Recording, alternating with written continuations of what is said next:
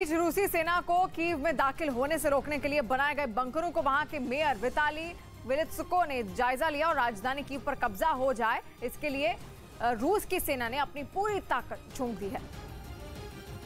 लेकिन यूक्रेन की सेना भी कम नहीं है, उसने भी रूसी सेना को रोकने की पूरी तैयारी कर ली है, जिसमें कीव के मेयर विताली क्लित्स्को बाहरी इलाके में बने एक बंकर का जायजा लेते दिखाई दिए। इससे पहले वो वहां खोदी गई एक खाई से होकर गुजरे जो काफी लंबी और गहरी नजर आई। उस खाई के कुछ कदम के फासले पर यूक्रेन के सैनिक मशीन गन ताने दिखे। रूसी सेना से लोहा लेने के लिए वहां पर एंटी टैंक माइन भी नजर आई। बताया गया कि दुश्मनों के टैंक को उड़ाने में ये मददगार साबित होगा। इतना ही नहीं, दुश्मनों के रास्ते को रोकने के लिए रेत की बोरियां और कटीली तारों का जाल बिछा दिया गया और वहां हथियारबंद जवान पहरा भी देते नजर आए। यूक्रेन के लीव में रूसी हमले में जान गंवाने वाले बच्चों को श्रद्धांजलि दी गई और इसके साथ ही रूस की फौज पर बच्चों की हत्या करने का आरोप लगाते हुए वहां के लोगों ने अनोखा विरोध प्रदर्शन भी किया, जिसके लिए उन लोगों ने लीव शहर के एक चौराहे पर बेबी प्रैम यानी बच्चों को घुमाने वाली 109 गाड़ियों को रखा। उन लोगों ने आरोप लगाया कि रूसी हमले में यूक्रेन में 109 बच्चों को भी अपनी जान गंवानी पड़ी, जिसके विरोध में 109 बेबी प्रैम रखकर विरोध जताया गया। इस विरोध प्रदर्शन का वीडियो बनाकर यूक्रेन के कई शहरों में दिखाया भी गया। रूस और अमेरिका में जारी तनातनी अब अंतरिक्ष तक पहुंच गई है, जिसके लिए रूस ने कजाकिस्तान के एक लॉन्च पैड से रूसी अंतरिक्ष यात्रियों की एक टीम अंतरिक्ष में भेज दी, जिसने कजाकिस्तान के लॉन्च पैड से लेकर उड़ान भरी। रूस के सबसे शक्तिशाली रॉकेट में एक सोयूज ने काउंटडाउन खत्म होते ही तेज रोशनी उठी और रॉकेट आसमान की तरफ बढ़ चला।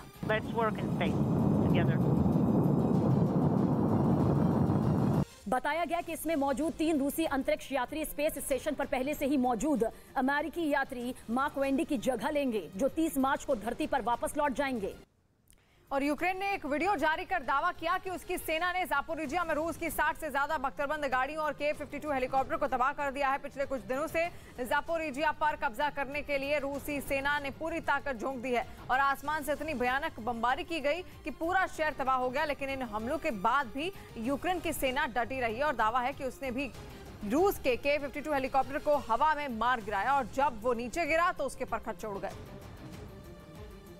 रूस से जारी जंग के बीच एक अमेरिकी पिता यूक्रेन के मारियुपोल शहर में फंसे अपने 2 साल के बेटे को निकालने के लिए परेशान हैं। बताया गया कि 2 हफ्ते पहले उनका संपर्क परिवार से टूट गया, जिसके बाद अब तक उनकी कोई खबर नहीं मिल सकी, क्योंकि पिछले कई दिनों से रूसी बमबारी में मारियुपोल शहर तबाह हो चुका है। हर तरफ सिर्फ और सिर्फ रूसी हमले के निशान और इमारतों के मलबे दिखाई दे रहे हैं। 2 दिन पहले ही वहां के एक थिएटर पर रूस की सेना ने बमबारी की थी, जिसमें कई लोगों की जान चली गई। इसी वजह से अमेरिका में रहने वाले सेजोर किंताना नाम का ये शख्स परेशान है, क्योंकि मारियुपोल शहर में ही उनका परिवार था। पिछले कई दिनों से उनके परिवार की कोई खोज खबर नहीं। ऐसे में उन्होंने खुद ही परिवार की तलाश में पोलैंड जाने का फैसला किया। उन्होंने ये भी बताया कि वो पोलैंड से मारियुपोल जाने की कोशिश करेंगे ताकि वो अपने परिवार को ढूंढ सकें।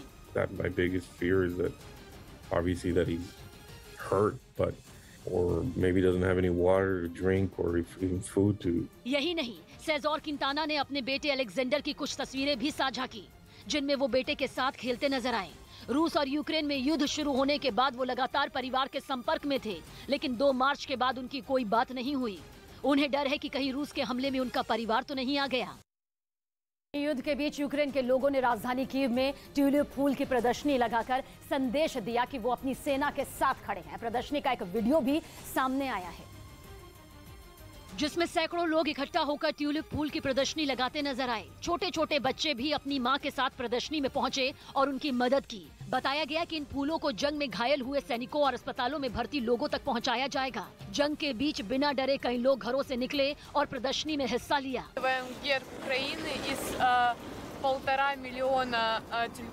लगभग 15 लाख फूलों के जरिए एक हथियार नुमा आकार की प्रदर्शनी बनाई गई। खबर है कि लोगों ने एक साथ रूसी सेना को ये संदेश दिया कि वो किसी से नहीं डरने वाले।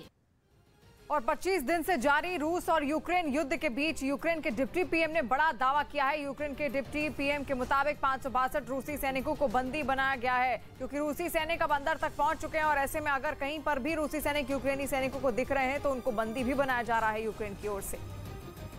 और भारत और जापान के बीच हुई वार्ता में रूस यूक्रेन युद्ध पर भी चर्चा हुई है और दोनों देशों ने यूक्रेन में जल्द हिंसा बंद करने और बातचीत के जरिए हल निकालने की अपील की। It was essentially, I think, the fact that cessation of violence is an important factor for both countries. The fact that diplomacy and dialogue is important. Ukraine में कहर बरपाते रूस को अमेरिका ने आड़े हाथों ले लिया। वहां मेक्सिको सीमा पर रूस से दाखिल होने वाले शरणार्थियों को अमेरिका ने रोक दिया, जिससे वहां भीड़ जमा हो गई। और फिर कटीले तारों से सुरक्षित मेक्सिको की सीमा के एक तरफ लोगों का हुजूम जुट गया।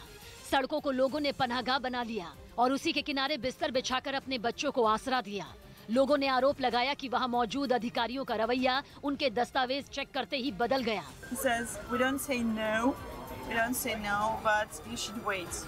दरअसल ये सारे लोग रूस से निकलकर अमेरिका में शरण लेना चाहते थे, लेकिन रूस के यूक्रेन के खिलाफ आक्रामक रवैये ने इनकी मुश्किलें बढ़ा दी, जिसके बाद बॉर्डर के पास गाड़ियों की लंबी लंबी कतारें दिखाई दी।